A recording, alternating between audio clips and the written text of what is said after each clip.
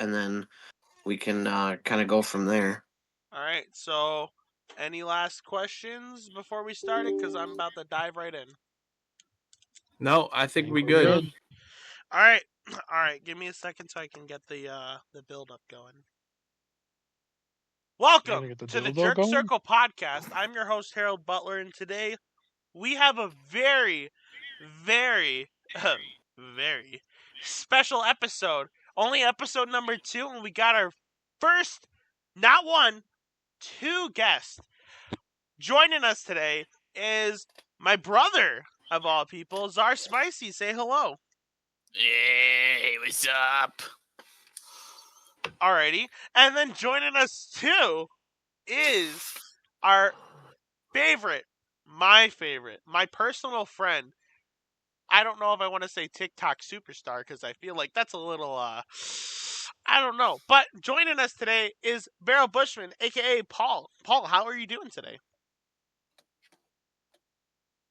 Oh, you Best grill cooks I've ever eaten from. Thank you, Richard. They say white people can't cook. White people can season, throw a little salt and pepper on that. Yes, sir. But, yeah. But, of course, joining us, as they will every episode, is Jared. Good morning. My boy, my home slice, my diggity dog, Andrew. How's it going? And then, last but definitely not least, Dylan. Say hello to everyone. Hello, everybody. But before we begin on today's episode, before we start deep diving, I have a quick question for everyone here. How's everyone's day going? It's only been a day since our last episode, but how's it going for everyone? We kind of had our day. Me, you, and Paul, where we just grilled and did all sorts of stuff. I'd say it's going pretty fucking good. Yeah. Pretty That was great. a lot better in my day. Yeah. Oh, Yeah, shit. I'm gonna jump on with Jared there and say, it sounds a lot better than my day.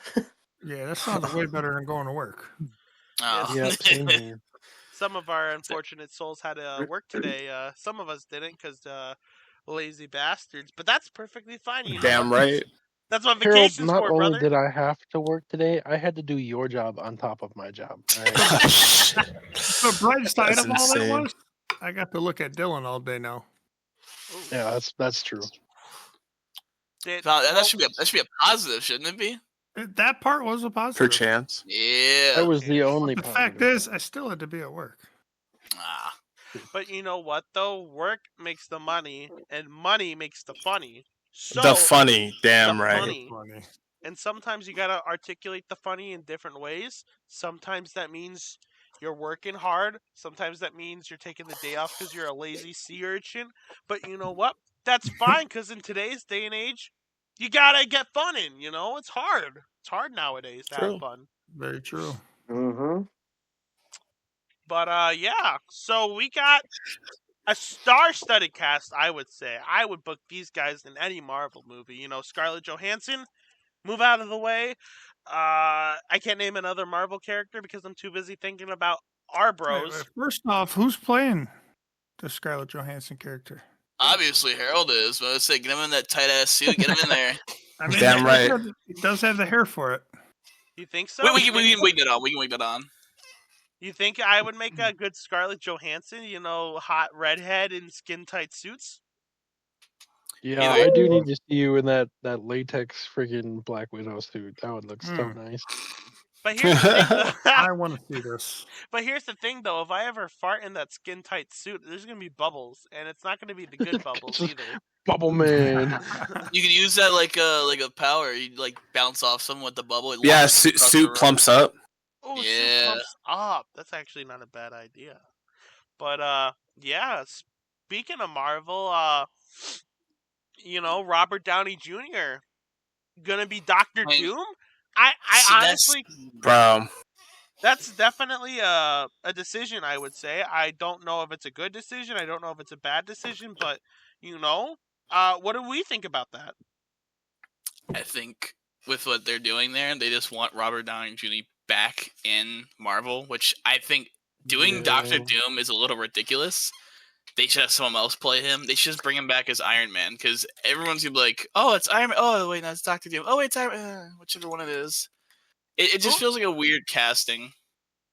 It's I think like a money grab or like a cop out. It's not a good choice. Yeah, no, that's what I was thinking. Cause like, I think the only way they can make it work is if this is like a double take. Like he's Doctor Doom for the first 20 minutes of the movie, and then the actual Doctor Doom comes in and just disintegrates him, and then we get the actual new casting.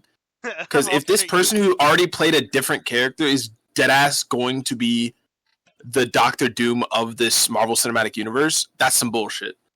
On everything, that's some bullshit. Because there's so much other talent out there that I think could do Doom better than RDJ. Because RDJ is just the best Iron Man. So, Yeah, that's his legacy. Fair.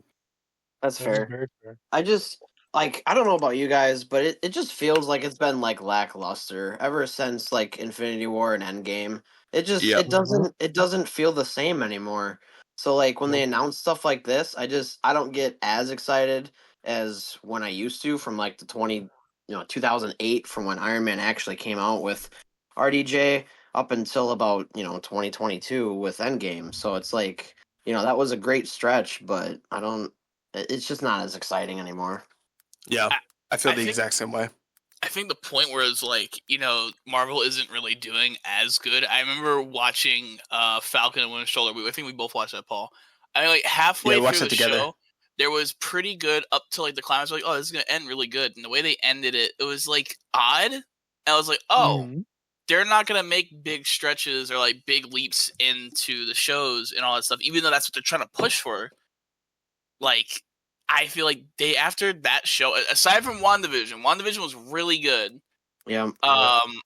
And Loki Moon Knight. season 1 and 2. Yeah, Loki season Those 1 were and 2 both was pretty good. Amazing. I'm not Every gonna other lie. show, Loki season 2, I felt like was almost as compelling, if not more, than Infinity War. That's how good it was. I don't know if y'all have seen it, but Loki season 2 was really good.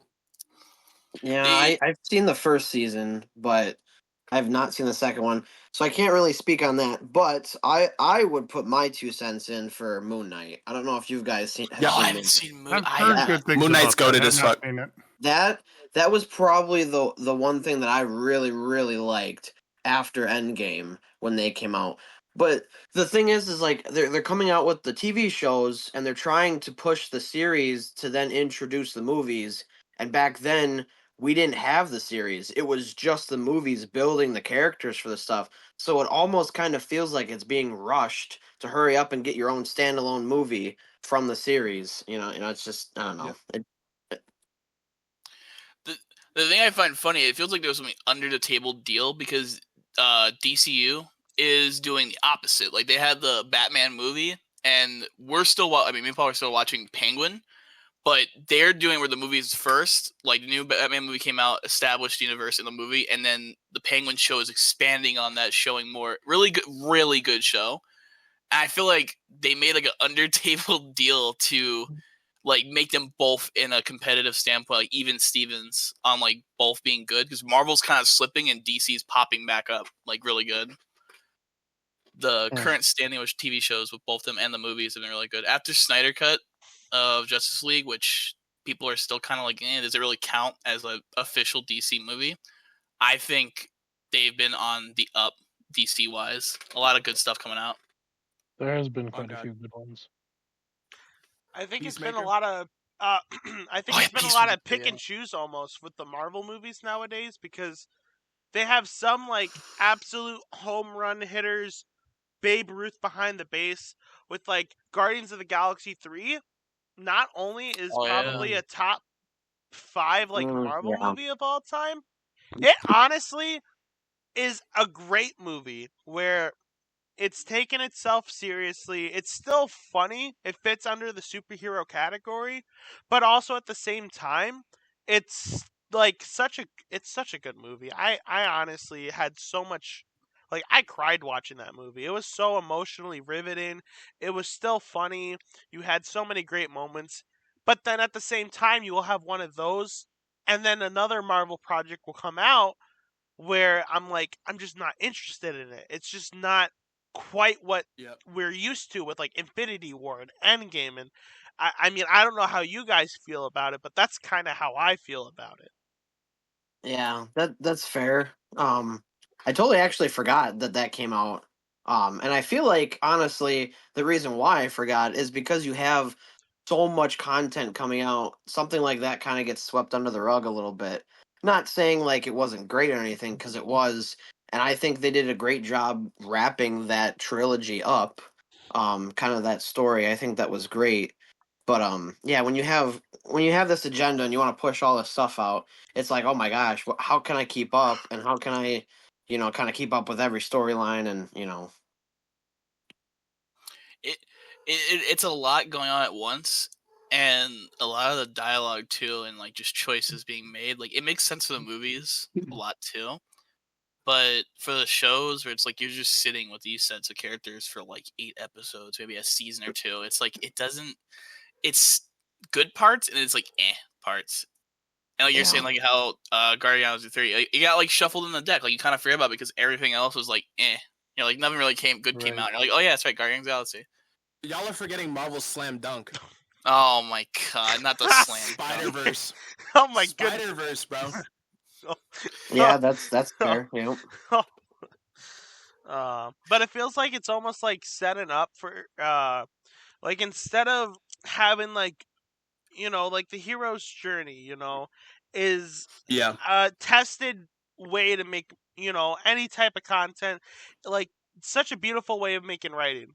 And I feel like a, a lot of the movies nowadays, not only regarding Marvel, but a lot of stuff in general nowadays, content, is that instead of taking the necessary steps to make it great and to like build up to a great movie, a great game, a great anything, is that instead of doing what's necessary to make it right, it kind of like chases for that like set piece where everyone's like, "Oh my goodness, this is like the highest of highs. This is such a great moment." But instead, no, you're not caring about the build up, the characters, like the stuff that people end up falling in love with, like not everyone is chasing like the big moment on TikTok where it's like, "Oh my goodness, this is such a great moment." But instead people care about like the lore and the underlying stories and the characters, Like it feels like, people kind of like it's almost like I hate to bring, basketball into this cuz I have a weird relationship with basketball, but like the like statistics say the best shots you can make are threes and layups, and that's great, that's wonderful, you're making your threes, you're making your layups, but what they fail to recognize is that it's so much more fun to watch guys like create, to watch guys make shots in the middle, to watch guys like be interested in the way they create their shots. Yeah, It's kind of drive like, differently. drive differently, and it feels like nowadays everyone kind of goes for the easy release, the oh, this is going to make a lot of money, instead of what makes a great story. Everyone's chasing like making the board of directors happy, making the shareholders happy, instead of like, Yeah, well, it's what all about the makes shareholder. it's all about the shareholders, instead of like what makes the people happy, what makes the story move along to make something piece of art. The Mona Lisa Yeah. wasn't made to be monetized, it was made to be a piece of art. Vincent van Gogh wasn't, charged by money, he was charged by making art. Vincent van Gogh's a crazy guy, I'm not gonna lie, that guy, he was definitely something, chopping his ear off, giving it to a prostitute. But you can't argue that that guy was a great artist. You cannot argue that. yeah. You said shareholders make them happy, and you just reminded me of something. I'm gonna say this. It's gonna set Paul off, but you guys really into Star Wars or stuff like that? I love Star Wars. Kind of. So the recent projects coming out, speaking of making shareholders happy and just like going for like TikTok moments, they have been, in no better words, shitting the bed recently with like all of their projects. Yes. I can't argue that. The recent one, Acolyte, which it had potential in the middle of it. We were actually like, holy shit, this is really like. When they had this huge fight scene in the middle, and we're like, oh my god. Yep. And then it just kind of didn't go anywhere with that. Nosedive. And I know the moment I utter the words of show, Paul's gonna tweet. Don't do it. Don't. Book of Boba, you know damn well that was the goddamn That was the 9/11 of Star Wars. What they did to your character. That was my 9/11, bro. Because a little fun fact about me. I mean, it's on my profile picture. If you go to TikTok, it's on my profile picture. What? Okay, so for those of us who don't know you very well, Barrel Bushman, what would you say is your main? I don't know if it's persona, main character, but Boba Fett. Talk to us about that. What like you were just about to say. Yeah. So, little thing. Ever since I think about like 3, Boba Fett has basically been my favorite fictional character. Only continually reinforced by like comics and books I would read, because that's really what Star Wars was really good at in the like earlier 2000s and like the late 90s, before and after the prequels, but before Disney bought it. And like there's this whole thing now with like canon and legends, and so that stuff was like, what is now legends. And so through a bunch of all that stuff, Boba Fett became, and basically still remains, my favorite fictional character. Not necessarily that I argue he's the best, like just personally, because it's been so long that I've been consistently enjoying the character, that it's been like that. And what Disney did to me can never be forgiven. What? Mandalorian season 2. Oh my god, that was introduced Boba in such a perfect way. It was like the greatest layup the Lakers have ever seen. Right? And they're coming to slam it into the fucking basket. And Kathleen Kennedy swiped it away. I've never seen an easier fucking setup be missed ever with the Book of Boba. I'm not gonna lie. So what? So here would be my big question: is why Boba Fett? There's so many characters in the Star Wars canon. So many interesting characters. Darth Maul with the double-sided saber. You got Luke Skywalker, the hero's journey. You got so many characters in the Star Wars canon that like really. You forget about Jar Jar Binks. Don't forget. Glup shitto. What's you know who it is? Who's the little Max Rebo? Who's the little dude that sticks to Jabba that goes? The Kowakin monkey. Yeah, what is that? What is that thing? What is his name? It's fucking Salacious B. Crumb. Salacious B. Crumb. That guy's awesome. That name is awesome. So, that is a fucking. But. Oh man, but why Boba Fett? I would say, what caused young Paul to really captivate the Boba Fett? Because when I think of Barrel Bushman, when I think of Paul, that's the first thing I think of is the Book of Boba Fett, Star Wars, just Boba Fett in general. Why Boba Fett? Yeah, so, I never saw any of the Star Wars like in theaters. What happened was my dad had a bunch of old VHSs, which had a bunch of Disney stuff. I think he got it from a relative or something.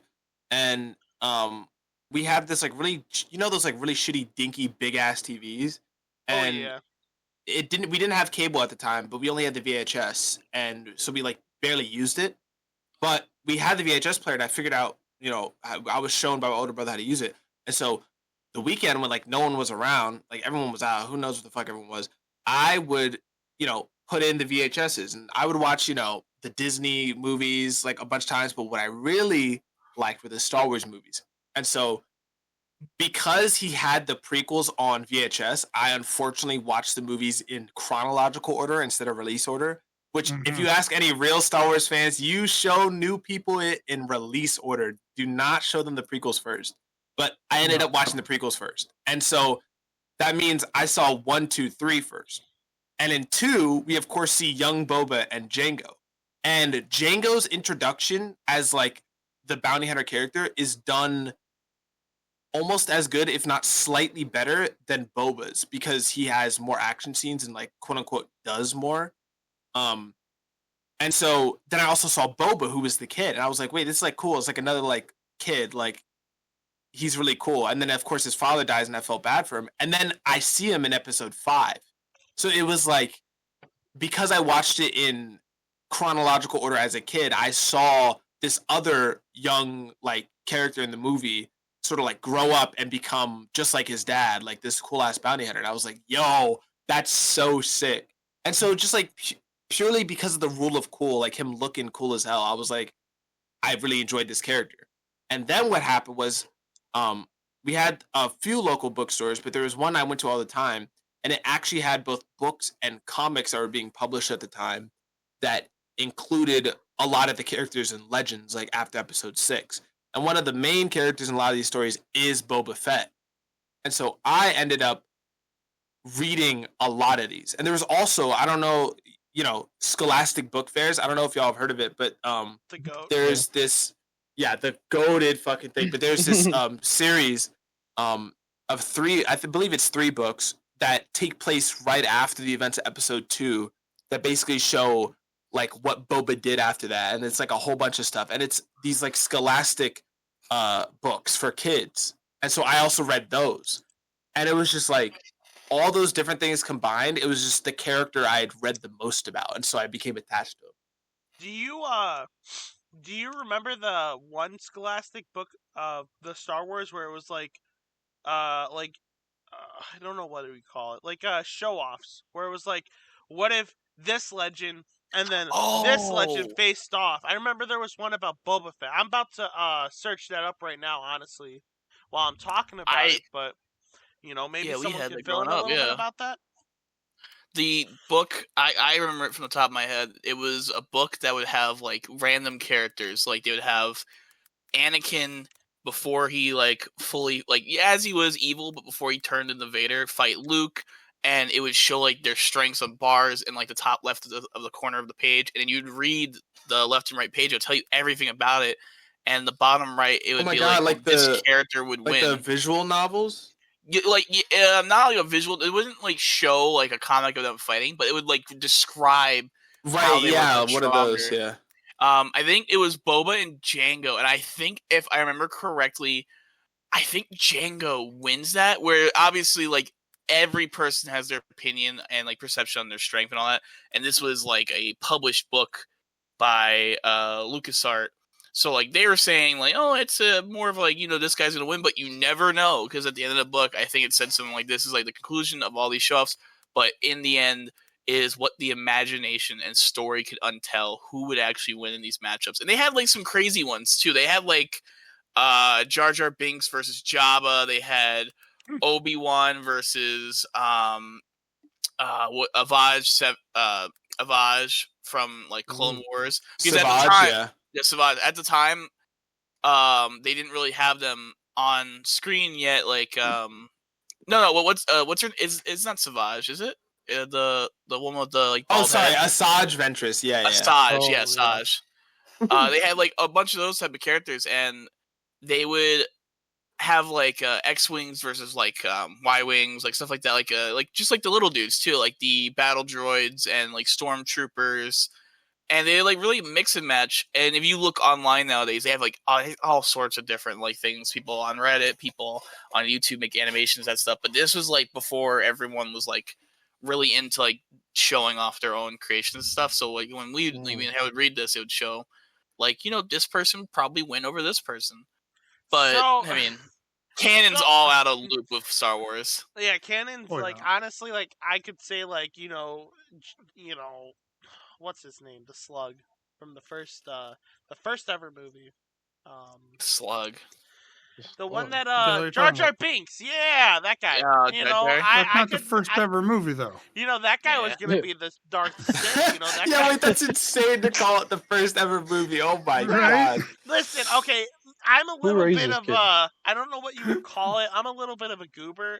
My forte, my introduction to the Star Wars was watching it from not release order, but categorically order. Chronologically, yeah.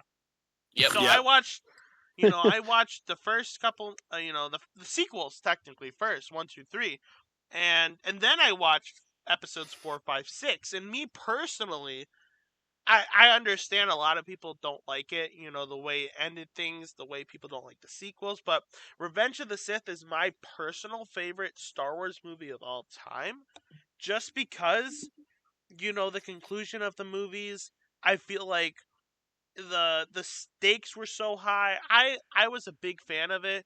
I know a lot of people swear by the original 3. They say that once they got into the sequels, they say that George Lucas kind of sold out. He kind of tried to do a little too much. I'm not going to defend episode 1 with what's that booger called? The one that the nobody dialogue. likes. What's the booger Jar Jar? Jar Jar, dude. I don't like him so much. I keep forgetting him. That was in the movie, not for any other reason than just to entertain kids. But Misa, good character. He was Misa, not good character. But I found the book actually, and I found the who would win between the two, and it says between Jango Fett and Boba Fett that it was a tie, and that was it? The exact words. I'm not prophesizing. What the hell? I'm not that type of guy. But I'm quoting off of the Toinks official website.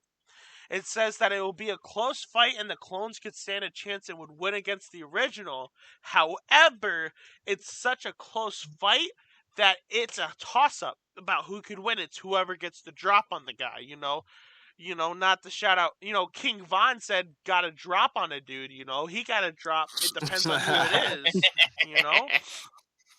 But I feel like when we've been talking about these movies, we also avoided the 250-pound elephant in the room. I'm talking about Kathleen Kennedy and her 7, 8, and 9. Those movies, I think that was the start. That was the start. They're just sequels. See, all that needs to be understood is that George Lucas, when he sold it to Disney, said, "Here is my plan for the trilogy I would have made if I was going to keep LucasArts, if it was financially doable." And it had to do with all this stuff. It was going to take place right after, like a few years after Episode 6. It would recast all the old people. It would be hard to do, but it would be a good story. Disney said, "Fuck that. We are bringing back the same actors, and since they're old now, we have to have this take place 20 years in the future. Fuck it." Because they said, we're doing the easy way out, which is, look, here's Mark Hamill, come buy tickets. See here? All right, can I say? Somehow, Palpatine's me and return. Andrew, Get the fuck out of here. Me and Dylan, we've had a couple of discussions about this. Me personally, I thought The Force Awakens, I thought it was a good startup to a new trilogy. Yes. And I felt, me personally, I'm my name's Harold. I don't know too much about Star Wars lore.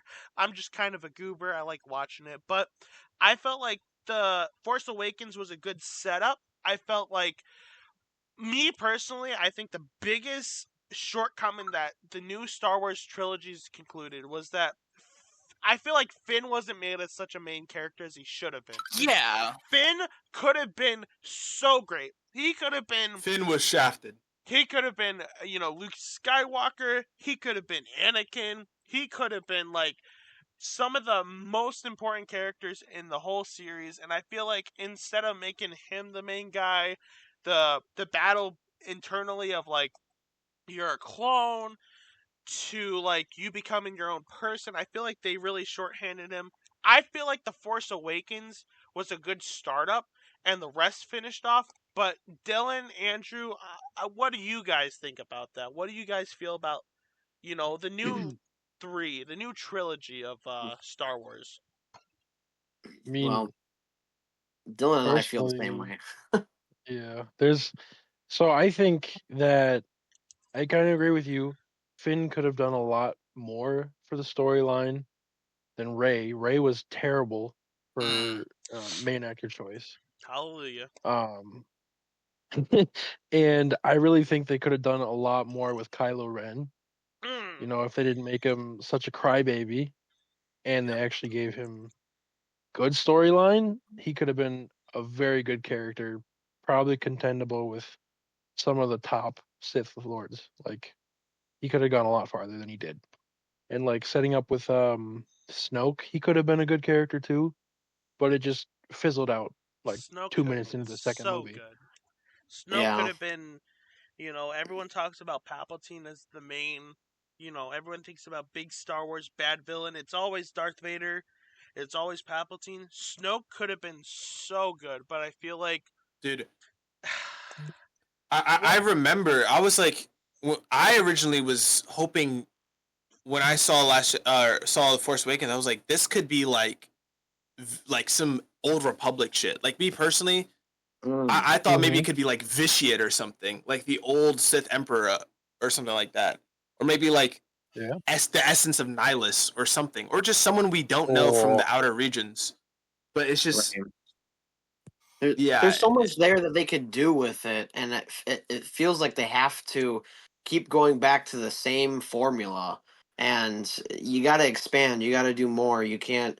To me, there's like that's such like an infinite. It almost feels like one of those like open world games. This is like an open world movie where this could really go in any direction. Personally, I'm not a fan of 6, 7, 8. I'm not a fan of any of them. I think the best ones were the original 6 or original 5. But I would say even above that, and I know Dylan probably agrees with me, the best thing that came out of Star Wars was Star Wars The Clone Wars, the animation series. That was the best thing. That is the best thing that has ever come out of there. And then Bad Batch. Bad Batch was very good. I think I really liked that a lot. Me and Declan swear by Bad Batch being good in some areas, but for the love of God, there were some parts of Bad Batch that had us actually asleep.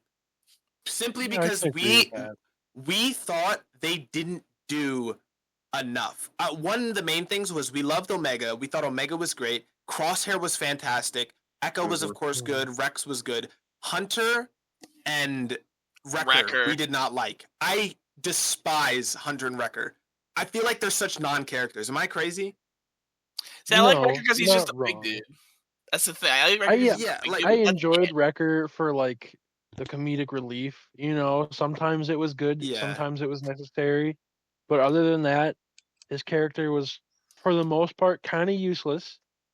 And Crosshair just wasn't it, really. No, I liked Crosshair. Hunter was like, Hunter I think was good, but I feel like Hunter was the same character for all 3 seasons. Yeah. I agree with him because that, which is fine because again the story was really about like Omega and stuff like that. But they also pushed it like the new Last Wish, like Hunter was like the what's his name, Bill, the Bill to Elliot in that. But at the same point, Ellie, but it didn't really go anywhere with that. He stayed the same. And I like the Clone Wars more than the Bad Batch just because the Bad Batch was like, we lost Omega, or like at first Omega's not with them, they get Omega, they lose Omega, they get Omega, they lose Omega, they get Omega. That's all it was. Like, over and over, which is fine. Don't get me wrong, that's fine. What I swear by is Andor. I think me personally, in terms of live action, I think Andor is one of the best, including the movies. I rank Andor slightly below episode 4, which a lot of people say is crazy, but I think it's not. It's crazy too, is you get the new actors that are also like going in shows, movies. Star Wars might be like a jumping point from the beginning with, and they end up in different shows. You know them from the new shows, or you know them from the old shows. Like a lot of actors, the new ones that are coming up, they're making some roles here. No, that's Casca on Paul right now. Yeah, it's Casca right now. All right, yeah. Tell our fans, tell our friends. What is a Casca? Is that like a Casca? Casca is my cat. I got Casca 3 years ago when I first moved out. She was smaller than like anyone's like shoe, like size, like not like half the size of like a croc. And she has gotten so much bigger and fluffier, but she's kind of like skinny as shit. She acts kind of like a royalty cat, where like she doesn't want you to go near him, touch her, or anything like that. But she will come to you and then let you touch her. And then I have Tweak. Tweak is my little meatball, a terrorist too, because she'll just knock over fucking everything. But these two little monsters have been tormenting me and Paul like all yesterday and today. But they've been really good little creatures. Tweak, she was originally a barn cat. So okay, I mean that kind of answers my question. I was gonna ask for people who don't know: is Casca like a slug? Is Casca like they're cats. donkey? Yeah, they're cats. It's a kitty cat, meow. But Kasuga's named actually after the character from Berserk, the woman swordsman who is the love interest of Guts from the manga and the show.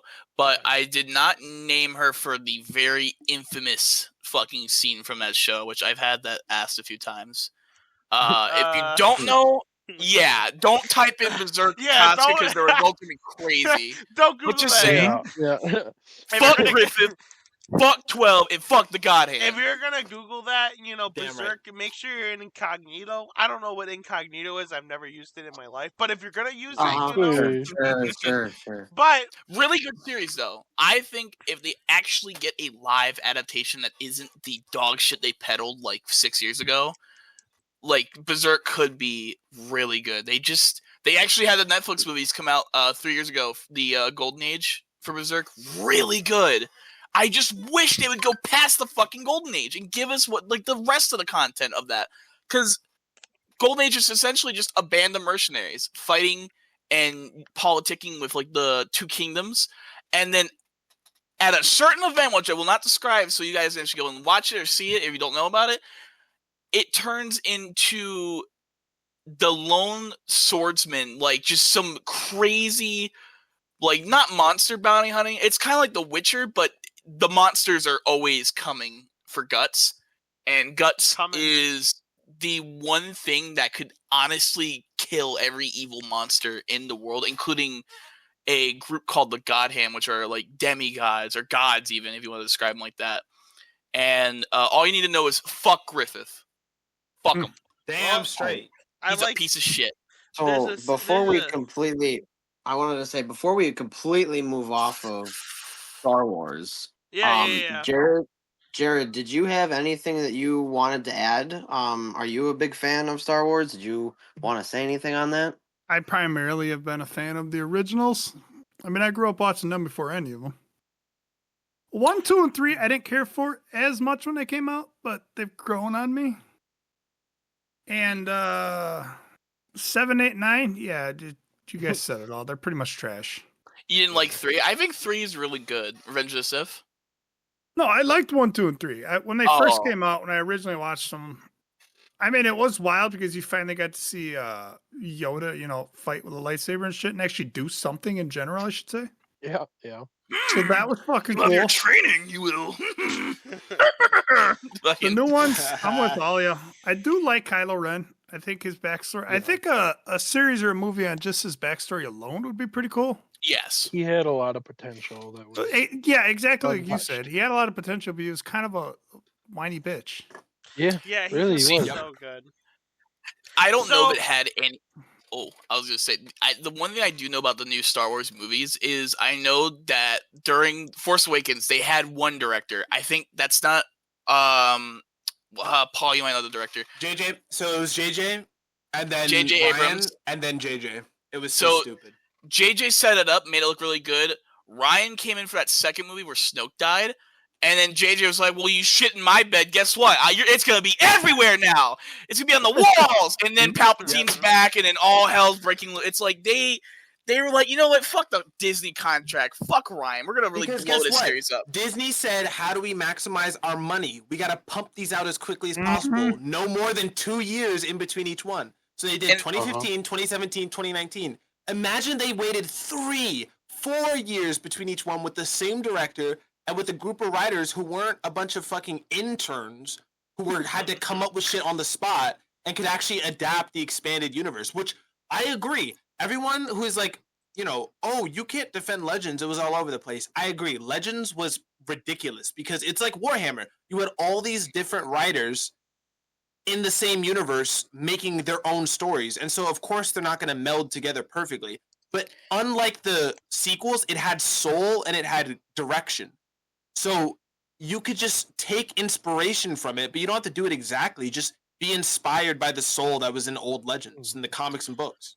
Unfortunately, too, the Star Wars stuff did not only stick to Star Wars.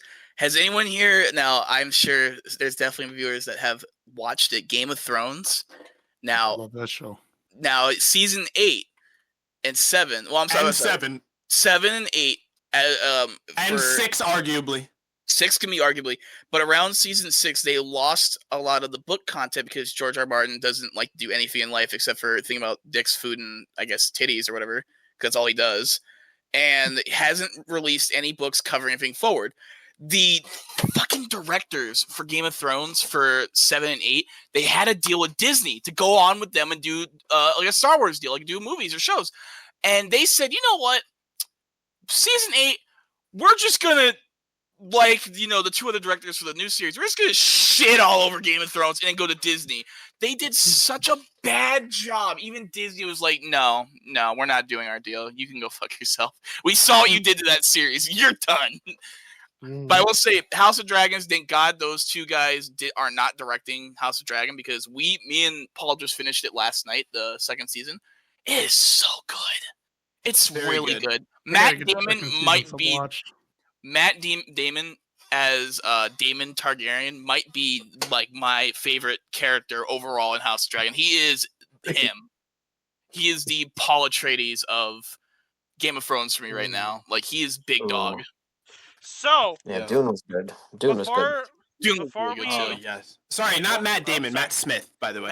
Matt Smith, brother in a movie. But yeah, he's in a lot of movies. But before we switch this off, I do have one little segment that's a little bit of a pop up on my guests.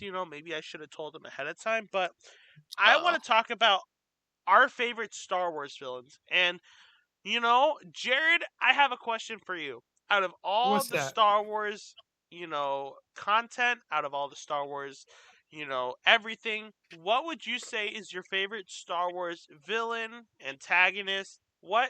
Because there's we were just talking about Kylo Ren, we were just talking about everyone. What would you say is your favorite Star Wars villain and why? I mean, it's really kind of simple. I grew up watching the originals. It's still got to be Darth Vader. Solid. You can't go wrong with Vader. The guy was an absolute menace to everybody. Greatest of all time. Rest in peace, James Earl Jones. Yeah, most iconic movie villain of all time. Yeah, 100%. Yeah, he's not even just the best villain in Star Wars. He might just simply be the best villain ever. Most iconic, honestly. I mean, 100%. All you gotta do is breathe. You show a dude in North Korea, Darth Vader, and they know it. Like, everybody knows. I know Darth whether Vader. You like Star Wars or not. Darth Vader. Okay. All right. I'm sorry. Oh man. But no,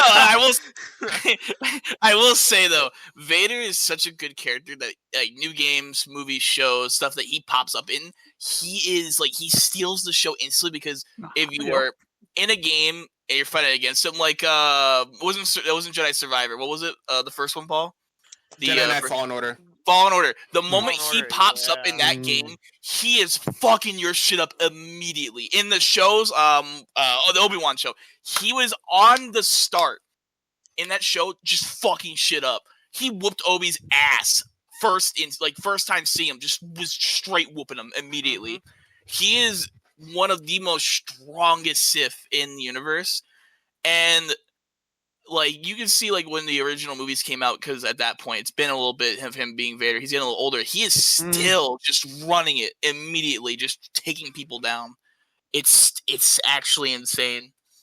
He is such a good villain. All right, before we continue with the rest of our wonderful guests for the podcast, we're going to take a short little break, and we will continue with our Star Wars villain rankings, and then we will have a very interesting question for Paul, who, South Carolina boy, down south. We're going to ask him about his trip up here, and on top of that, at the end of the show, we're going to have a very interesting conversation with Richard about some kitchen horror stories. You might need to get a blanket. You might need to get a light. You might need to get something because it's going to. You might need protection for this one. Unfortunately, like what kind of protection? We talking some Slim Jimmies? We talking some Trojans? We talking a 9mm? You know those condoms they have for like women that want to do blowjobs and shit. You need a lot of those for that. That's gonna be crazy shit. Because I lived with I live with crazy creatures, dude. You heard that, folks. Richard's gonna give you blowjobs. I mean, what? Hey! What the fuck? All right. We'll be Alright, back in a alright. little Pay me bit, and first. then we will be discussing very important content. So I'll be right back. Welcome back All right. to the Jerk Circle podcast. And while we're continuing our villains ranking, I have one important question for Paul. Paul, who would you say is your favorite villain, antagonist in the Star Wars canon? This is a really hard one. Of course, Darth Vader's already mentioned, but for me personally, I mean, there's two ranked in the exact same spot. It's gonna be Ajax Sigma and Darth Maul. Um, Ajax Sigma remerged around the time between Empire and Return of the Jedi, basically created a massive droid rebellion that infected a whole bunch of droids as a virus. And then Darth Maul was a Dark Council member during the Old Republic. And he's just such an honorable Sith. That's why I love him so much. He's not a dickhead. He is a man who is powerful and seeks knowledge, but isn't an asshole and respects his enemies. Okay. That's pretty fair. I mean, honestly, you can roast me for it as it is, but I'm not too familiar with names. I can't put the name to the face. But these are books and legends, right? Yeah. Okay. But that's probably moving on to our favorite Asian descent player for the podcast, Dylan. Who? All right, that might be a little messed up. But Dylan, who is your favorite Star Wars villain and/or antagonist? Okay, so I think I'm kind of on the same level as Paul here. Like, there's two that I hold very high in regards, especially when they're together as a duo, like in Clone Wars, is Darth Maul and Savage Opress. They have such a really good storyline together, and they fight with such like anger and malice. It's so good to me. I like seeing it. But overall, it's gonna be Darth Maul. I've always been a fan of him. He's such a goat. Darth Maul, He is. man. He's great. He's definitely second best. I got some of the best lines, honestly. It's so iconic, that one, the scene before he faces off with he has like the scene where he pops a lightsaber and it's like and the first saber pops off and then the second lightsaber pops off. I mean, I don't know, because I'm a youngin, a lot of us are youngins, but Jared was talking about, Jared, how would you describe the movie theater when that scene happened, when you saw him pop up with the second-sided lightsaber? I don't know if I remember that part. The most thing I remember is Yoda come out with sword in the theater going ape shit.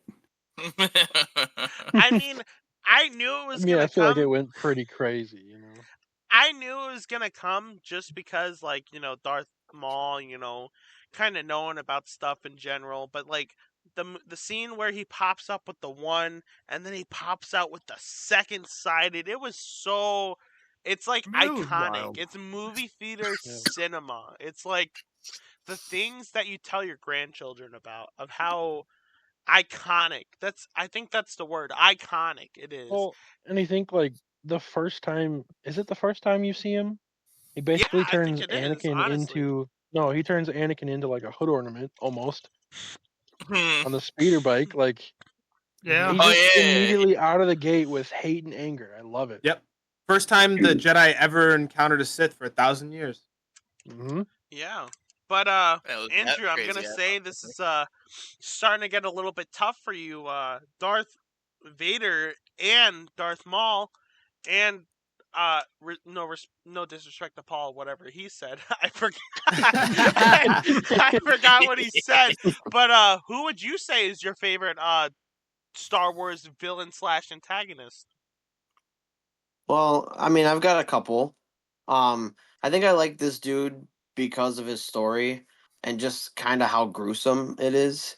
But I'm kind of a sucker for General Grievous. I love Grievous. Absolutely love his story. Even though he loses a lot, and he doesn't really ever kind of get the upper hand. I love the episode of Grievous's lair in the Clone Wars. That was probably one of my favorite episodes. It just kind of shows just how like ruthless he is. And yeah, I really like his backstory and how he came to be. But a couple sleepers. I just want to throw out some names. I do, as much as this character kind of pisses me off, I do kind of like Pong Krell. He annoyed the absolute crap out of me. Yeah. But I think that's what made him good. And secretly, he was just out to kind of just like sabotage the Jedi. And yeah, I kind of like that a lot. And then just a name, I don't know too much about him.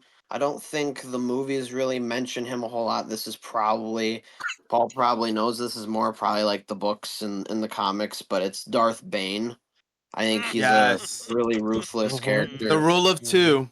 Yes, the rule of two. So yeah, those are the three. One I know a lot about, and then the other two are kind of like sleepers. But Okay, so just touching back on Grievous really quick, Mhm. the way they did him in like the Clone Wars animated series was kind of dirty compared to the original animated, like 2 or 3 episode.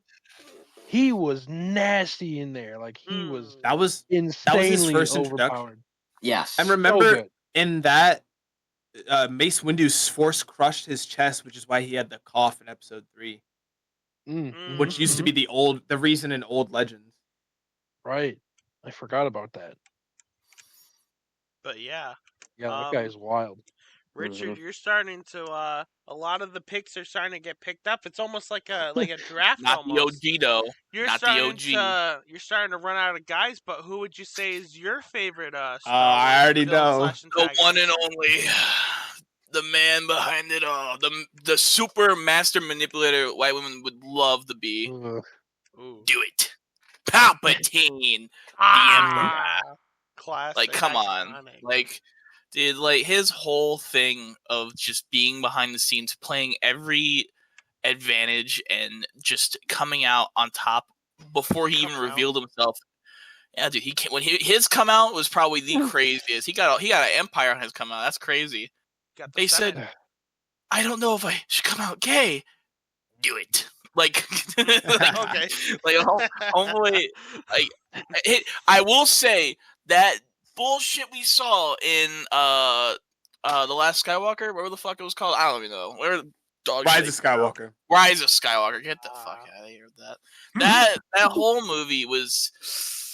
I was hyped for the movie because it was Palpatine. I was like, it's a little bullshit, but maybe they do something good. Nope. I was off. Somehow he's back. This brother rise from the dead like it was The Walking Dead. Listen, as a newbie, you know, everyone here, every single person in this episode right now knows infinitely more than I would know. But I told you when I saw the start of it and they said Palpatine returned, I was like, this is some Lazarus bullshit. There is no off way. Screen, by the way. Off like screen. imagine you have one of the craziest revelations of your trilogy happen off screen in between the fucking movie. Like, that's how you know you fucked dog. They said Kylo Ren walked up to him. He said, "I should just kill you and take your place." He's like, "No, you might. Why would I do that? You would capture the little white woman." Oh, yes, man. my master. And he ran off and got like fucking 3-piece by her. But yeah, I couldn't stand with that. But being the last great villain nonetheless. Being the last pick of this Star Wars villain / antagonist draft, a lot of the top names were taken off, and honestly, minus whatever Paul said, because he was speaking Spanish to me at that point. But after everyone picked their picks, I'm kind of surprised to see this guy was available. This guy wasn't mentioned. This guy is the true architect of all Star Wars villainy. This man is the embodiment of villainy. This man caused, honestly, the whole Star Wars conflict. The galaxy's in war. who caused it? It's got to be Watto. That guy was an asshole. Oh my god! gosh. I tell you, Annie! Annie, I sold your mother to slavery. I don't know where I put her, Annie. The most evil dudes that I've ever met were pawn shop employees, man. I mean, I gotta be honest You're with not you. wrong. Those boys, man, listen, not to get too much into personal life, but, I went to go sell some rings, and they were worth a good bit.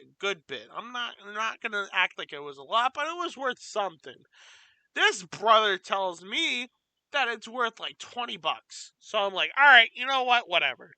This guy, instead of $2,000, you're getting $20. This guy Go fuck only yourself. has like a 30 on him because he has a 10 and he has a 20. And this guy gives me attitude. I'm like, Pawn Stars? Because the whole time he's like giving me attitude, like, oh, you don't got change for a 20? What are you, poor? I'm like, brother. But no. Okay. But to bring it back on track, my pick for my favorite Star Wars villain / antagonist is gotta be Jabba the Hutt. And I know a lot of people look at Jabba the Hutt. A lot of people look at Jabba like this fat slob. A lot of people are like, this guy doesn't mean anything. This guy has, a lot of people, he's a favorite, My favorite type of antagonist, my favorite type of villain is like the lower scum layer. The lower villains, like the street level urchins, I would say. Jabba the Hutt he might be more iconic than some of your favorite Star Wars guys. I mean, like, I think he's more iconic than like Darth Maul. I think he's more iconic. And let's all pay respect to Jabba. Jabba the Hutt's theme, slowed down and reverbed, is what they use for Uncle Ruckus's theme in the Boondocks. Are you another great You're game? joking. No, I'm not. I'm not kidding. You can look it up. Hand on the Bible. If you take Jabba the Hutt's theme, if you take Jabba the Hutt's theme and use the YouTube to slow it down to 0.25, you will hear Uncle Ruckus's theme on every. Hand on the Bible. You're not lying. Hand on the Bible. Hand on the Bible. You can look it up. Email Uncle Ruckus' in at the jerkcircleshow@gmail.com. And also, honestly, I low-key agree with you because interesting thingies like that, like slowdowns. Slowdowns, what it turns into. Like certain emails and stuff. You know what I'm talking about. Yeah. Just reach out. We're here. We're always here. I'm like State Farm, like a good neighbor. Harold Butler's always here. So Harold Butler's there, damn But right. And I agree with you because Jabba in expanded lore is such a goat. Like he's like made all these plots to overthrow the Hutt Council, which he eventually did right before the events of Return of the Jedi. We were just watching Narcos before we hopped on the podcast, and it's funny. He's like the Pablo Escobar of Star Wars. He's up in that shit. He is a big threat. He's not. You say street level, but I'm certain Paul agreed on this. This guy can make some moves that made the Empire like cry. When he was around at his peak, he was the most dangerous criminal underworld leader in all the galaxy. Oh, yeah. He was definitely I think he was a very good early villain. Very good startup to let's be honest, super. What were you saying? I know your favorite villain though is really Captain Phasma. In Battlefront 2 in the game, love playing her. No, Captain Phasma in Battlefront 2 is annoying in the game. Joke. Oh, I know. I love her. Annoying. So good. Dude. I think honorable mention though, I'm kind of surprised I should have said this. Count Dooku, he's great. Yeah. I love him. Yeah, I love a diplomat. I love a sleazy little general. No homo, but like I like a guy that like slides himself out of problems, but yeah. He's crazy. Speaking of Had he Star not Wars, died, sorry. Also, can I another honorable mention for villain? The Jedi Council in the prequels. All I have to say is Mace Windu and the rest of the council turned Anakin to the dark side. I'm sorry, they did. Yeah, it's their fault. They really did. Yeah. You're on this council, but you're not the title of master. Sit down, young Anakin. Like, damn. Like, you're destined for greatness, but you're not going to do work. But speaking of Boba, speaking of Star Wars, speaking of everything in general, I got a quick little question for you, Paul. As for those who don't know, Paul, a.k.a. Barrel Bushman on TikTok, has quite a big following, a lot of stuff with Apex, a lot of stuff with Warhammer, a lot of stuff with Star Wars. What would you say got you into content creation, and what would you say is your biggest inspiration for making content, becoming the person that you are today? What would you say is your biggest inspiration?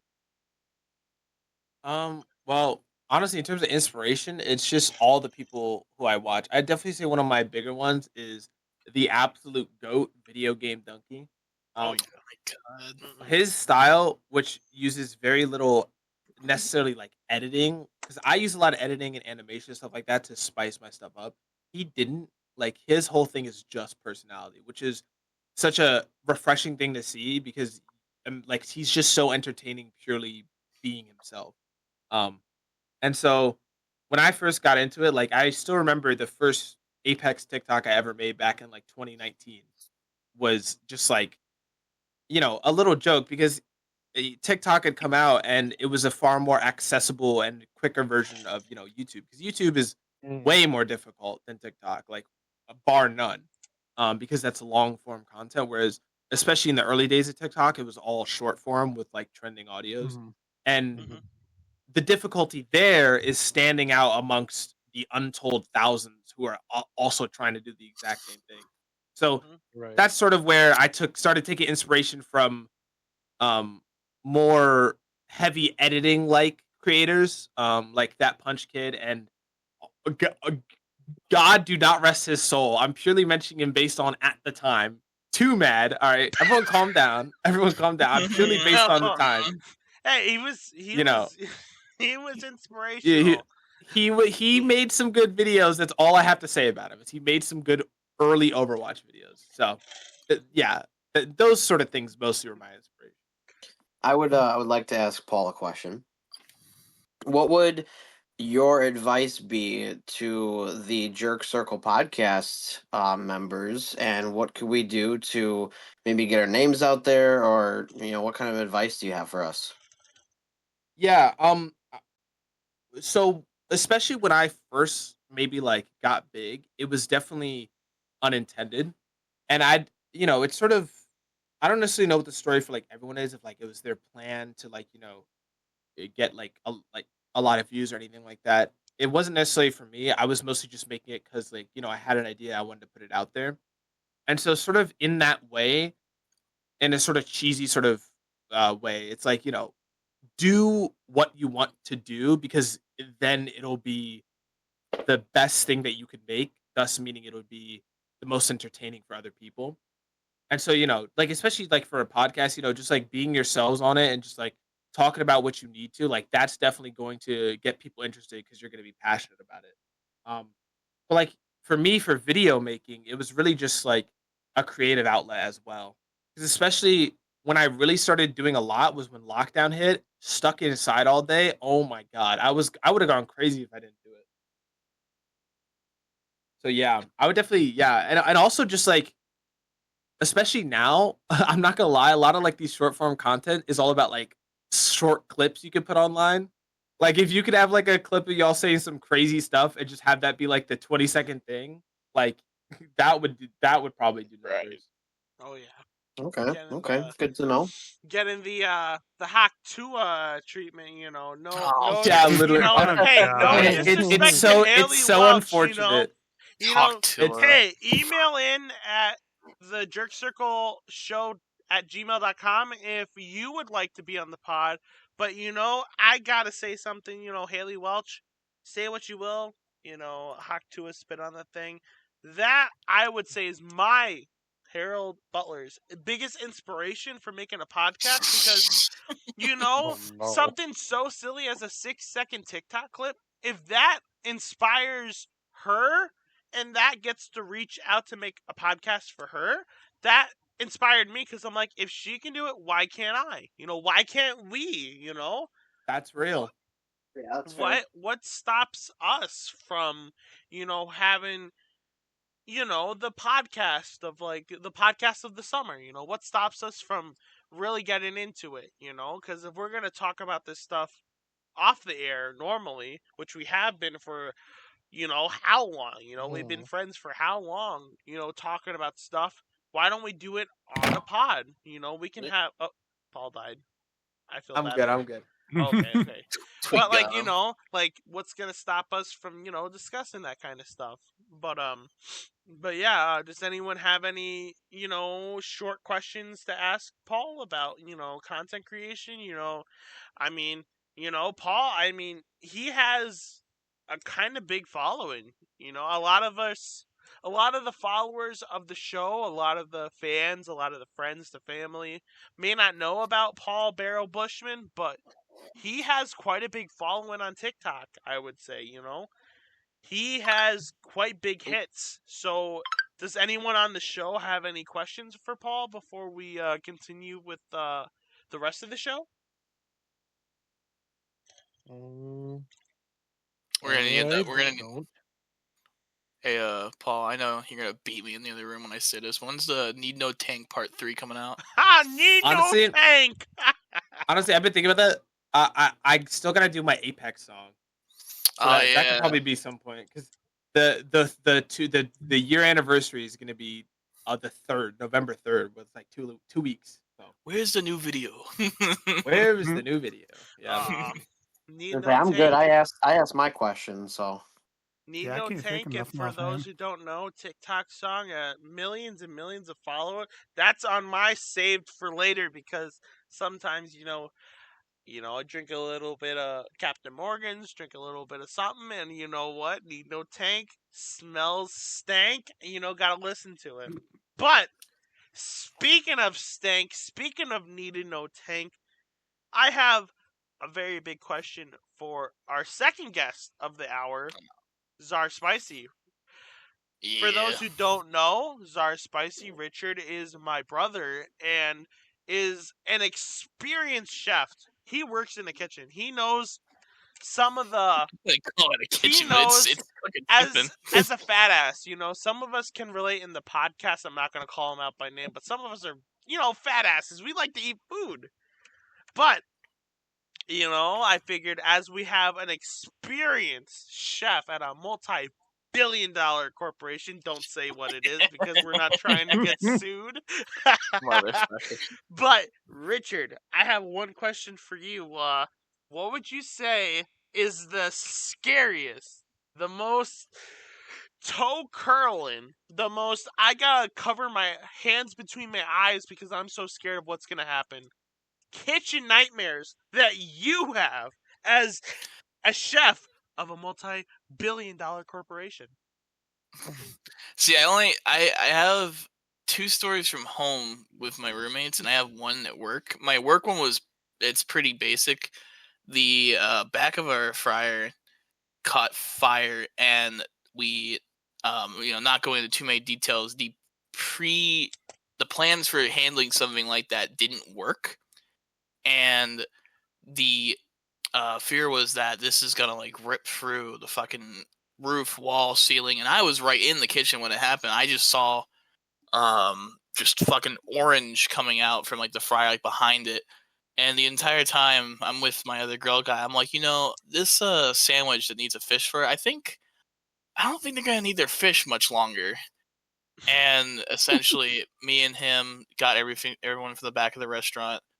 We were told get them all out, and we held doors, got them all out. The fire that came from the fryer and actually ripping through the roof. And one of the things that we're supposed to stop this all in general didn't work. And I can't speak too much about that because that's a whole, and not going into details, saying names or what it was. Legality. Legality. But something wasn't working properly. And that's the only thing with my at work that's happened that was pretty bad. But overall, all it really meant was we were gone for a month straight, hopping between different restaurants, helping them out. Went to Kiel, went to what's the other one? There's one near Kiel that's north. Chilton, Ripon, went all around the lake. And it was a pretty fun experience. I actually got paid quite a bit from it. Oh, it was money. Went with my boss, and we actually after work sometimes we actually went to the Appleton Mall one night. We went to Texas Roadhouse actually one night, during the last time we were going between the restaurants, we actually went to Texas Roadhouse. What's the best thing at Texas Roadhouse? Steaks, obviously, and then the bread. The steaks, obviously, and the bread. They actually give a shit about their cuts of meat. Whereas if you go to somewhere like Outback or something like that, I swear they just have picked packages. Whereas in as a Roadhouse, you can go in and actually select the meat from what they have cut up front. You could do that. You can select what they have on the menu. They'll bring it out to you however you want it, and it actually is really good. I think Roadhouse over Outback. I think Roadhouse wins that every time. The only thing Outback has is like their seasonal menu items are pretty good. I think the blooming onion, get it fresh, get it good, pretty good. Everything else, cheeks. My only other horror stories come from when I had roommates, and for those who don't like thing 1, thing 2, it's bad. It was for some bad those shit. who may not know, Tsar Spicy, aka Richard, he is a chef at a restaurant. We're not gonna name the name of the restaurant, but he works for a pretty big restaurant organization. But I know him as my brother. As you know, we were born in the same womb. You know, he get a little bit of bread. I start fighting him in the womb for it because I'm a fat ass. But you know, I think what many of us, including myself, want to know is, Richard, what would you say is the biggest, hands on your mouth screaming, oh my goodness, what's going on? What is the biggest, as a chef, what is the biggest nightmare that you've ever had? So, I wouldn't say it was per se nightmare. The worst thing I can remember is I had 2 roommates, Mason and Ross. I'm in the same apartment I'm in now.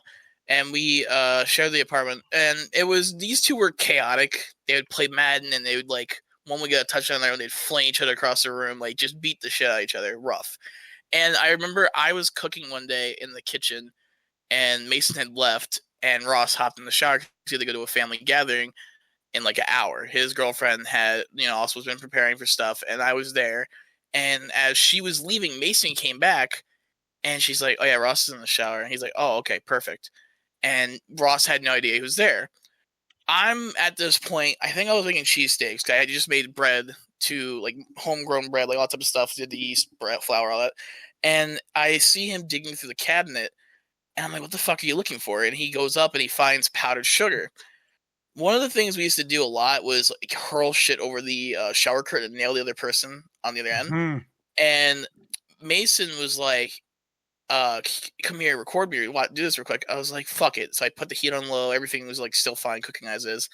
And I followed him, and it was like Godzilla versus King Kong. It was fucking ridiculous. Mason got all the way up to the shower curtain with a line cut through the package. And as he was about to hurl it right over the shower curtain, I'm guessing Ross must have had spidey sense. He slammed the shower curtain into him, but didn't get his hands. So Mason, holding the curtain on Ross, who's butt-ass naked, wet, nails him with his right hand with the bag of powdered sugar. It looked like a cocaine bomb went off in the bathroom.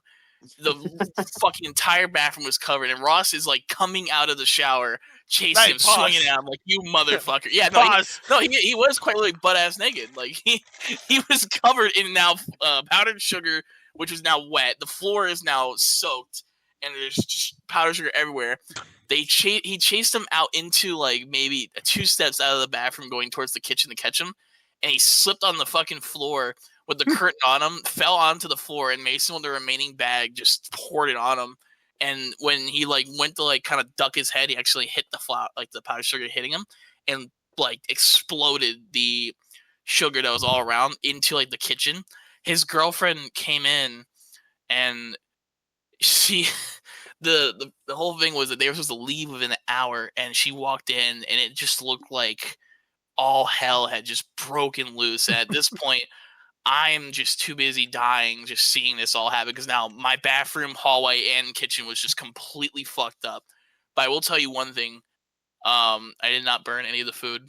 It was one of the best cheesesteaks I made. And the only other story I have is I remember I woke up once around noon, because I'm a night creature. I sleep at 4 in the morning, wake up around 12, 1 in the afternoon.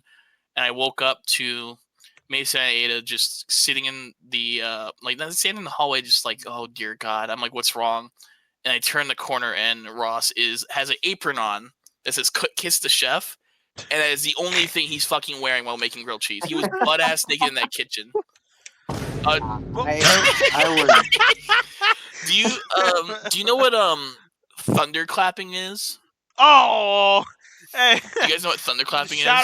Shout out everyone on the pod that knows what thunderclapping is. That is. Do y'all boys know what thunderclapping is? No. Richard, explain it to the poor souls on this pod that don't know what thunderclapping is. Or you know what? No. Paul, explain to the poor souls on this pod what thunderclapping is. Wait, why do I gotta do it? Oh my God. Rich brought it up. No, Rich, you do it. Yeah, you know what? Richard, you explain it. You explain what thunderclapping is to the poor souls who are listening. Which, unfortunately, women cannot do thunderclapping. Let the balls out. Yeah, I was about to say. So it's essentially if you're butt ass naked, you like. Do you have to be naked to do the thunderclap? Do you have to be naked? You can be, or you can have like sweatpants and like give yourself space, and you pretty much smack your balls like up to the front, so it hits like up by like where your dick is, and towards the back of your ass, it sounds like clapping with your balls. And I was like, "What the fuck are you doing here making grilled cheese, butt ass naked?" He's like, "How you like your grilled cheesy, dog?" And all I heard was pop, pop, pop, pop. Like from that, I was like, "Oh!"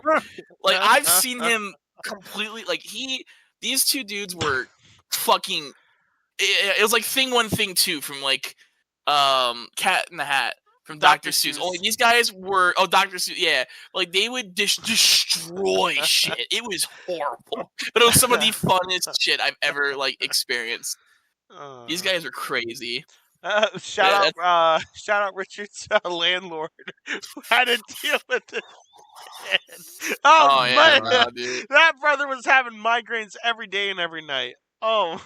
Man, he did what outside? Oh, he took Pepsi cans, threw them straight in the sky in pitch black, and prayed it didn't hit him in the head.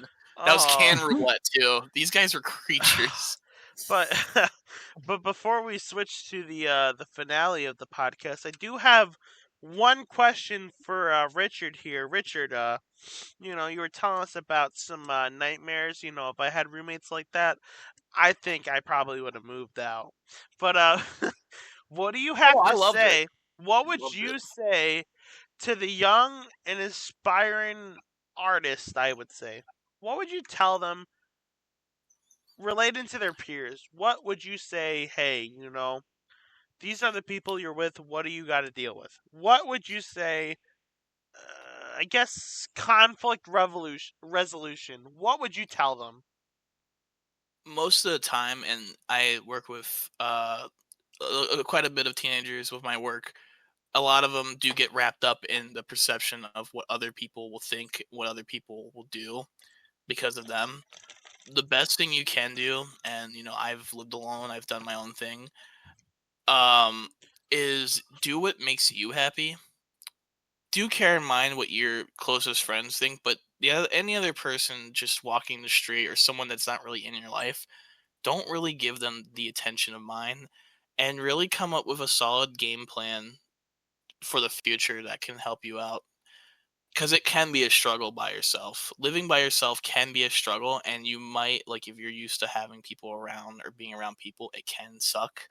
But once you kind of figure out a balance between all the stuff you're doing and how it can fit into like a overarching plan you have in your head of what you want in the future, you can find purpose and peace in that. And my only tidbit is don't let anyone decide what your future is. Don't let anyone but yourself make that choice for you. And I think that's a very important thing for a lot of shit. Younger people who, growing up, kind of trying to find yourself. I think a lot of us here can relate to that. Being told what you are as a person when you're more than that. You determine what you are. And it doesn't matter whether it's a parent, it doesn't matter whether it's a person of higher standing, it doesn't matter whether it's a person who is a boss at your job. At the end of the day, the most important thing that you can do is find your own self-worth. And maybe that means you got to go to places you don't think you need to go. Maybe that means you got to find things that most people would make fun of, But at the end of the day, it's what makes you happy. You know what makes you happy, and no one else can tell you that. That's the most important thing. And if anyone else here has something else they want to add to that, kind of self-confidence, kind of trying to find yourself, kind of inspiring self-confidence. If someone else has something else they want to say, then, dive right in right now. Otherwise, I think we're going to get ready to wrap this bad boy up. I just like to say I strongly agree, especially when it comes like perspective of content creation. You got to make what you want to make. Obviously, it's important to like understand your position in society and how what you do affects other people. But when it comes to like creation and art, that's basically all subjective, and you got to do what you want. And you're gonna receive hate, and you're gonna receive people who don't like it, and that's fine. If anything, that's good because not everyone should like what you make. It should be for certain people who you want to make it for. And that's just a really important thing to remember. And never let someone who is a dickhead, ruin your personal opinion about what you make. Only, seek to improve, but don't seek to become something someone else wants. Can't argue with any of that.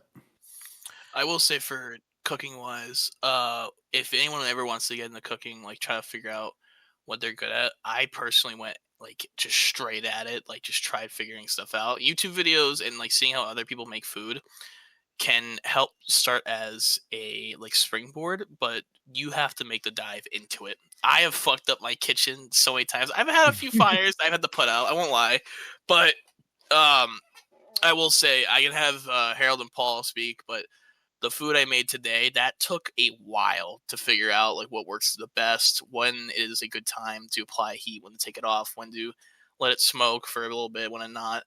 It does take time, but when you figure it out, you can really make some really good stuff out of food, like basic stuff too.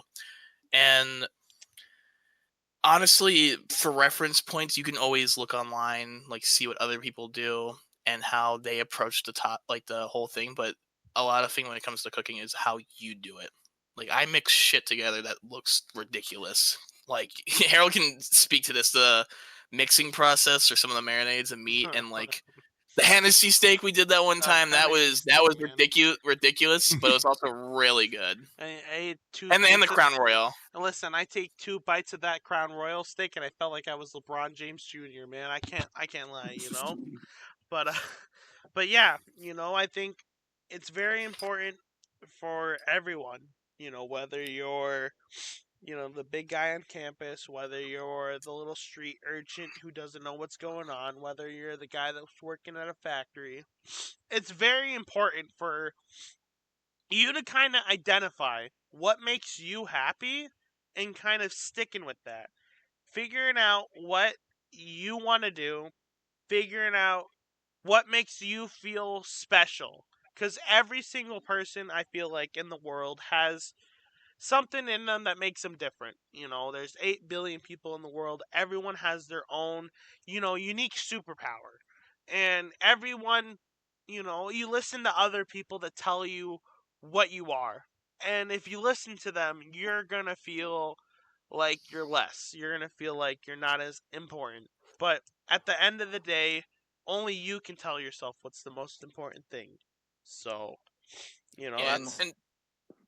And don't ever think like it's not gonna matter. I'm just saying, Hawk 2 made it. You can make it too. Try 2. There we go. Get famous on that thing. Listen, brother, you gotta tell me next time because I'm gonna spit all over my keyboard. We're gonna have to end this early. but yeah. But before we leave the podcast, before we call it a night, I do have a special segment I like to do at the end of every podcast is what is everyone's hot topic, and we did do an episode a day earlier, but you know what? I want to ask again, what is the thing? It could be a TV show, it could be certain content, it could be anything in the world. What exactly is your favorite thing at the moment right now? And I got to ask Barrel Bushman, as the first guest of the Jerk Circle podcast, what is your hot topic of the week? True, I'm gonna have to go with this book that I am now continuing to read and almost done with the second omnibus, which is Gaunt's Ghost. Loving Dan Abnett's writing for Warhammer 40K. He is a fantastic author. I would say check him out. He also wrote multiple Horus Heresy era books as well. Um, I just really enjoyed this universe because he's being very creative and the characters he's making. It feels like to me like what people felt like when they read the original Dune books or the original Game of Thrones, like the novel of Ice and Fire, before they got adapted into TV shows. Because I see the potential for this being what is adapted to a TV show, and if I could be one of the people who read the book before the show came out, hey, that make me a very happy person. Yeah. Warhammer 40K.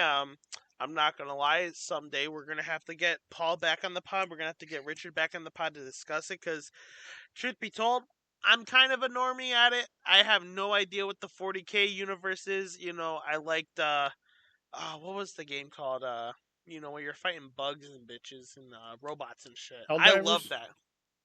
Helldivers. Helldivers, dude. That shit was so fucking fun. I fucking loved killing bugs. It still is fun. It still it's is. so good.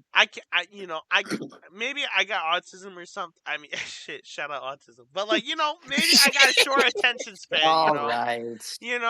But the 40, the Warhammer universe, the 40K universe is so deep, and I can't wait to dive into that starting soon. But you're not gonna get that soon because I don't know what I'm talking about. But Dylan, what would you say is the hot topic of the month? This is hot topic number 2 for you. So, I hate to put you on the spot like this, but what would you say is Dylan's hot topic of the month?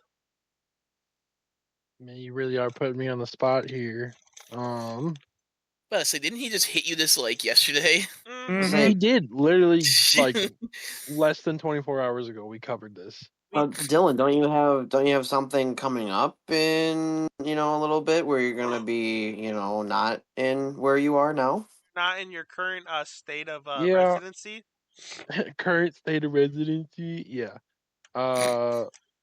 Next week starts vacation for me, so probably won't be on the pod next week.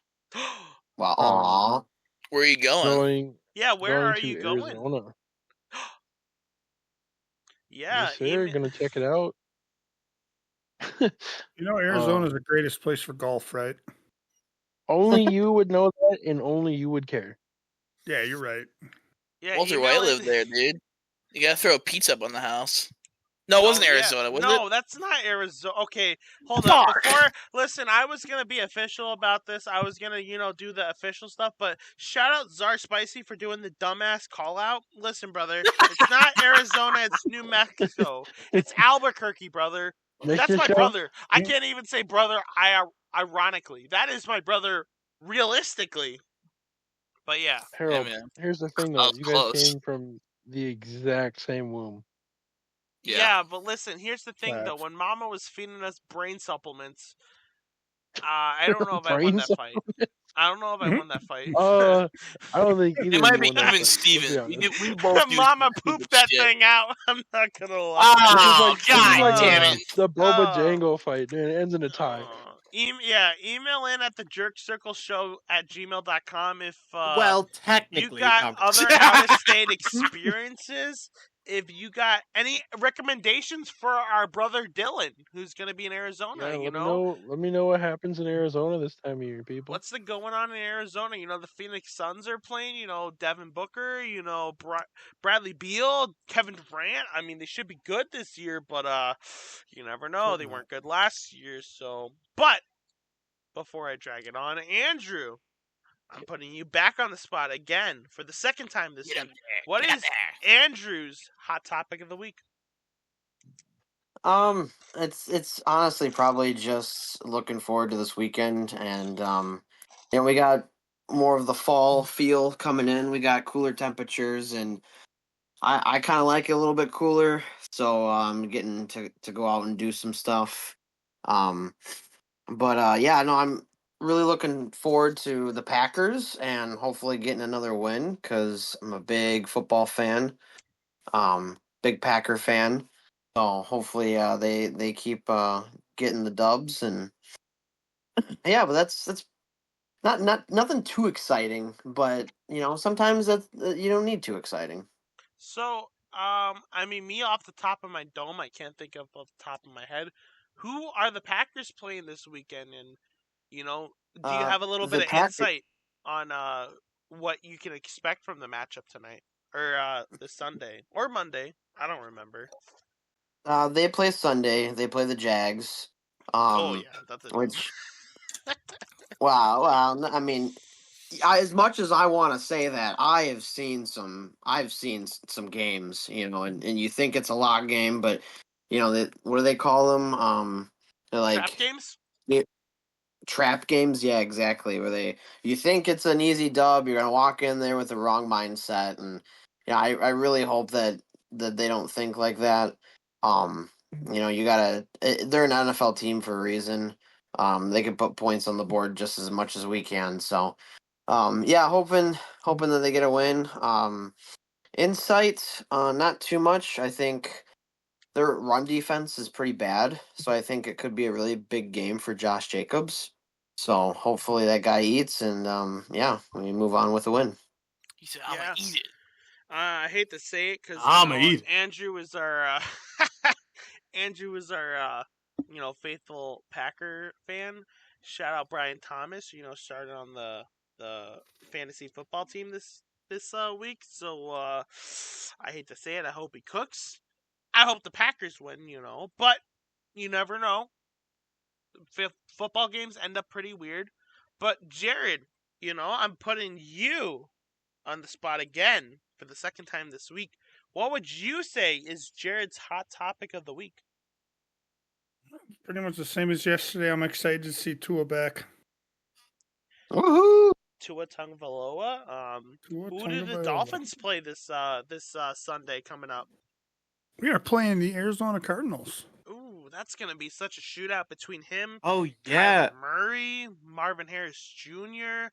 Do you want to have a prediction for who's gonna end up winning the game between the Dolphins and the Cardinals? That's a rough one because both of them teams are pretty god awful right now. I want to say my boys because hopefully they get a little spark up their ass with Tua coming back, play a little better. But at the same time, the rate this year's been going, I ain't really got my hopes up very high. That's true. In Arizona, they just in Arizona. All I know is go Trey McBride.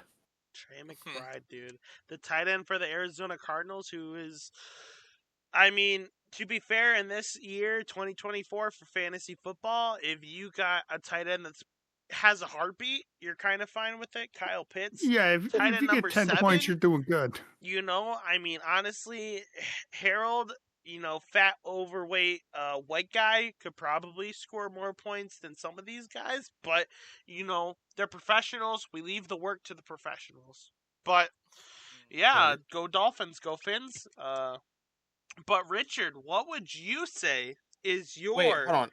Oh, go ahead. I'm so sorry. Real quick thing about the Cardinals. It's really funny from when I was a kid. I grew up in DC, and in the Fort Town area, there's this stadium for the Catholic University of America, whose mascot looks almost identical to the Cardinals. So I always thought the Cardinals were based in DC until I grew up and found out that they were actually the Catholic University is a college team and not the NFL. They're two different things. Just a funny aside. It's really funny. You can look up the Catholic University of America mascot. When I was a kid, I was like, wait, are those not two the same thing? But yeah, sorry. Unrelated. No, that's perfectly fine. And hey, you know what? Maybe this inspires a new podcast episode where we discuss out of all 30 NFL teams, who would be the winning mascot? If they all got into a big ass brawl. But before we start getting into the who would win between all the NFL teams, Richard, my brother, my blood brother, we came out of the same womb. What would you say is Richard's hot topic of the week? It could be any any show, any current event, any sports, any game, anything. What is Richard's recommendation of the week? I mean, I would say a game or a show or anything, but recently with this whole trip Paul took out here and some stuff going on recently, what I'm looking forward to is more opportunities to actually hang out, interact, and see my friends more. There's a bit of distance between me and them.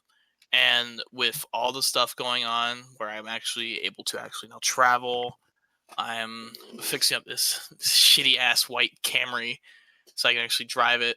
I'm actually looking forward to have more opportunities to hang out with my best friend Paul, maybe go out to DC and see some of the other goobers I play with. And if I had to narrow it down to content that I'm pretty hyped up about, I would say Stalker 2 coming out next month. I love I love the original games, and if you've ever seen the modding scene for like the PC stuff, I've been really big on Stalker's Gamma Team. The mod they done for that was really good. Unfortunately, it's now opened up a bunch of people that played it into thinking it's going to be exactly like that in this next release. But I'm not like blockheaded where I like can't think and know that this is not what it's going to be. I'm being very open-minded about it because this development team, who is currently getting, in lack of better terms, blown up by the Russians right now. It is a Ukrainian development team. They've taken a very long time, and I'm very hyped to see what they drop because I remember very fondly the first 3 games that came out being really good. But I am excited to have more opportunities to hang out with my friends and do more fun stuff like this. We're like this whole Paul coming out now here, and just overall games, shows, and all that stuff. Like it was a bit of a content drought for the stuff I liked. Next month, and even like into this weekend, which I'm still debating if I'm getting into the COD, there's a lot of stuff coming out, show-wise, game-wise, everything. From Arcane to Netflix to Stalker, just a bunch of stuff. I am really excited for all that. And I guess maybe for our guests who may not know too much about the Stalker series, in a short, I guess I would say like a short summary, what would you say the Stalker series is about for those who may not know? Pretty much the Ukrainian nuclear incident where Chernobyl turned into like this no man's land. It's a twist on that that actually pulls in more sci-fi elements. That the same event happened, but the zone that was created in real life actually was expanded to be a little bit larger, and inside radiation had actually transformed the zone into a land where nothing actually makes sense. You'll have electrical anomalies just fly about in the air. You'll have acid just pull up in little carpools. But at the same point, these anomalies also create artifacts that could be like asexual batteries that reproduce on sheet metal that can power many things, like just stuff of great value that has drawn in many different groups into the zone, who want to make a quick buck, who want to control the zone, who want to destroy the zone. And the big bad of the zone is Monolith, who want to expand the zone and bring more under the rule of the obelisk, which is like a mind control thing. Stalker has always been, you are just a stalker, a scavenger. Scavenger? It's an abbreviation of all of it, but you are like a scavenger pretty much who has to fight other stalkers, be it people of rival factions, maybe you yourself or another stalker shoots one of your own under the same banner. It's like Fallout if you've played New Vegas 3, maybe even 4, in the sense of world building and some maybe crafting and gameplay where there's mutants, there's monsters, but it also has like a Cold War era feeling to it, that the zone is completely isolated from everything else and the zone is not nice to anyone. It's a really fun series. I recommend you, at least if anyone wants to really get into it, play Call of Chernobyl, the first game. Oh no, I'm sorry, it's the Shadow of Chernobyl. Play that first game and see how you like it, see if it feels good, because the second game is supposed to pull in all the maps from all 3 games, and they added new parts of that map more south of where you originally started, and they've completely revamped all the graphics, all the guns, everything. It's a really fun game. You can't argue with a post-apocalyptic game. My personal favorite, video game of all time. Oh, go ahead. One more thing. If you're expecting everyone to speak English in this game, you will be turning on those subtitles as soon as you play the game. I don't think bilingual can describe Eastern Europeans, so it's a lot of Russian language, which I can tell you have voice lines scarred into my brain from them throwing grenades at me and just yelling at me. It's a real fun game, kind of like Tarkov if you ever played it, but I can tell you, one doesn't hurt you for the fun of it. One hurts you because that's what it is. They're very punishing games, and you will not hear much English. As I always say when I walk into the Taco Bell, no habla español, English, Binglish. If you're into the Fallout, into post-apocalyptic, shooters, RPGs, I would say Chernobyl and all that is a phenomenal game. As the host for the podcast for this week, I would say my hot topic of the week is got to be one of, I'm not even going to say one of, I got to say it's the best horror survival game I think ever made. It's got to be Silent Hill 2. They recently made a remake of it, and playing that game, seeing all the twists and turns of it, seeing how much of it is being told what the story is, but kind of thinking of, man, what is going on here, is probably my favorite part of it. Finishing the game, getting to the end of the story and then realizing, oh my goodness, what's going on. I'm not gonna spoil anything, but just like, it's gotta be, I love the original Resident Evil. I love the remake Resident Evil 2. Resident Evil 4 remake has got to be a near perfect game. I gotta say, Silent Hill 2, the original, the remake, has got to be one of the best survival horror games of all time.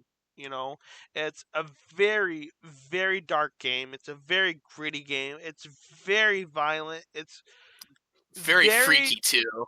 It's so freaky, dude. I thought I was in Five Nights at Diddy's, to be honest. Not to make a name of the supervillain himself, but it's a game that, like, if you got something going on, you might want to not play it.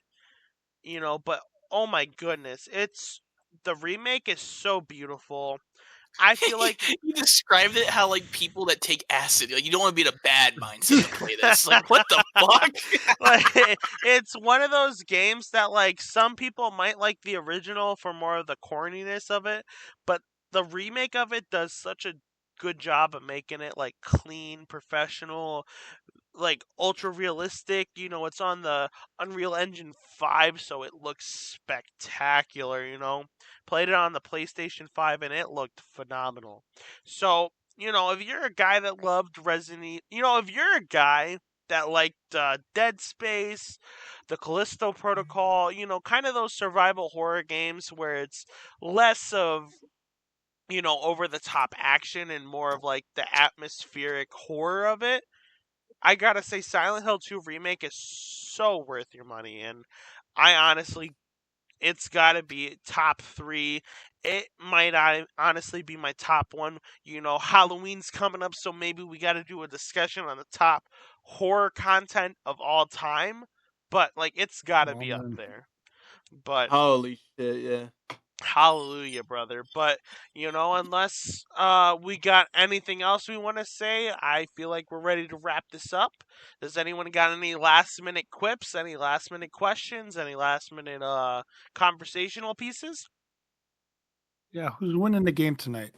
Who's winning the game tonight? Yes, we thought we could get away with this, but now? nah. It's a we got sports on the topic. 14-7 Vikings. Oh shit! Yeah. I think we know. It's the Vikings versus the Rams. Honestly, I love me a good ginger. Gingers are a good way to get to my heart. I got to give it to Sam Darnold. It's going to be the Vikings winning it. I got money on them winning tonight, so if they don't win, we might do this podcast from a homeless shelter, so we never know, but, If it helps your decision making, and the Rams are on second down on the 7-yard line right now. How is Cooper Kupp doing, Jared, our correspondent? Okay, little update. He just got a touchdown pass. They did just get a touchdown. Wait. To your boy Cooper Kupp. You know what? Guess who's not starting Cooper Kupp in his fantasy league this week? This dumbass. All right. Let's wrap this up. Yeah, let's wrap it up. This is the Jerkle podcast. You might be asking, Harold, Dylan, Jared, Andrew, where can we catch this podcast at? And as your main host, I can tell you can find this on the Podbean app. You can find this on the Apple Podcasts in a little bit here. We're going to get them on. YouTube will always be a provider for it. Spotify will have this in a little bit, but I can guarantee you, I'll bet you a trillion, billion, zillion, brillion bucks. It's on the Amazon. It's on TuneIn and Alexa, iHeartRadio, Player FM, Listen Notes, Samsung, Podchaser. We bring the boom play.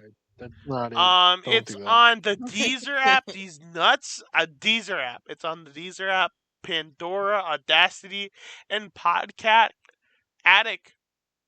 And before we go, I want to thank my both very important guests. I want to thank Paul. I want to thank Richard for joining us for this podcast. And email in at the Jerk Circle podcast, Jerk Circle Show at gmail.com.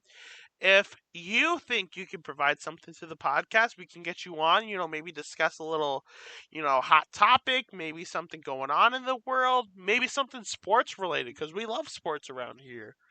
But this was the Jerk Circle podcast. I am your host, Harold Butler, and we will be leaving you guys. You guys have a good night, and until the next episode, y'all have a good night. Yep. Adios. All right, see you guys. Thanks for having me. Yes, sir.